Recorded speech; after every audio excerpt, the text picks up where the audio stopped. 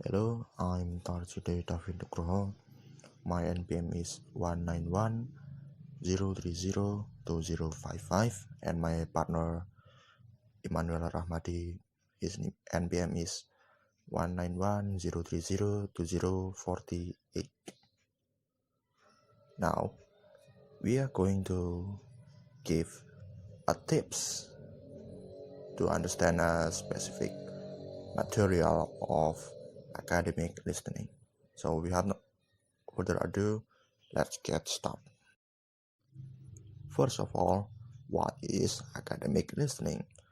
Academic listening consists of an important set of listening, oral communication, and academic learning skills, which are typically used in an integrated manner. It is not confined to lecture comprehension, even though this activity is most commonly associated with academic listening. So you wonder, why is academic listening important? Well, academic listening is important because one, effective listening can help you become a better student, and two, effective listening can help you become more effective in your interpersonal relationship, and three, effective listening can lead others to perceive you as more intelligent, and lastly, effective listening can help you become a stronger public speaker. Alright, we've come to specific information and drawing conclusion. What is specific information?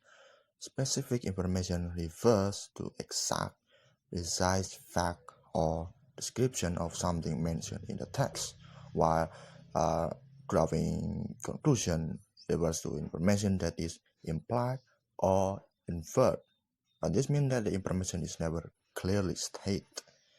Writers often tell you more than they say directly.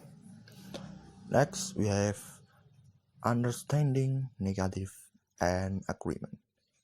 Negative sentences are declarative statements, and that is, they rely information believed to be true.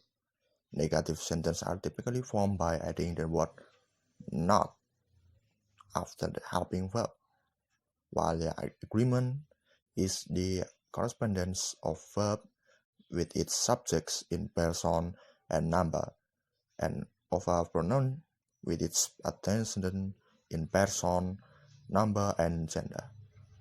The things that must be considered are 1. If the second person expresses or speaks a negative sentence, then the answer is positive phrase or sentence. And 2. If the second person expresses or speaks a positive sentence, then the answer is a negative phrase or sentence. Here is some example you may encounter in exam. Woman say, "Did you get a lot of work done at the library today?" And the man reply, "I couldn't. It wasn't very quiet there." What does the man mean? A. The library was noisy. B. He got a lot done. C. He couldn't quite get to the library today. D. The library is a good place to work because it's quiet. The correct answer is A. If it was not quiet in the library, this means that it was noisy. So the correct answer is the library was noisy, which means the same thing wasn't quiet. The next one is contrary meaning, phrasal verbs, and idioms. To understand contrary meaning, you need to broaden your knowledge of vocabulary to at least know the meaning of the word and find the contrary meaning of the said word. You can do while watching your favorite cartoon, reading novel, watching YouTube, and etc. To easily understand phrasal verbs, you need to do these simple steps. 1.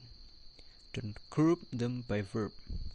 The most common method I have seen in textbooks, classrooms, and online is to group the phrasal verbs by particular verb. Second, group them by particle, for example up, of, out, away, and etc. Third, group them by topic. And four, learn them in context. And the last one is use them in a story. And the last is the key to understanding English idioms is never to look at them or read them in a literal sense. The words just won't make any sense. Instead, you need to learn them in context so you can understand their true meaning. The fifth material is about identifying topic. Your strategy for topic identification is simply to ask yourself the question, what is this about? Keep asking yourself that question as you read a paragraph until the answer to your question becomes clear. Sometimes you can spot the topic by looking for a word or two that repeat. And the next strategy is content question. Ask about all overall content of the listening passage. Eliminate choices that refer to only small portion of the listening passage. And the second is use your note. Choose the answer that comes closest to describing this overall theme. The incorrect choices can sometimes be worded by abstractly. And the next is long dialogues and talks. In a long dialogue, we are not only required to understand the main idea of the conversation, but also must be able to recall the details of things that are in the conversation. The main requirement to make it easier to answer questions of this type is the ability to hear, or listening skills, and advantage. Tips to answer long dialogue question. Before you start, as soon as my skim all the option answer to all 4 or 5 numbered there. Pick 2 or keyword that you think will be the topic on conversation or talk that will be played.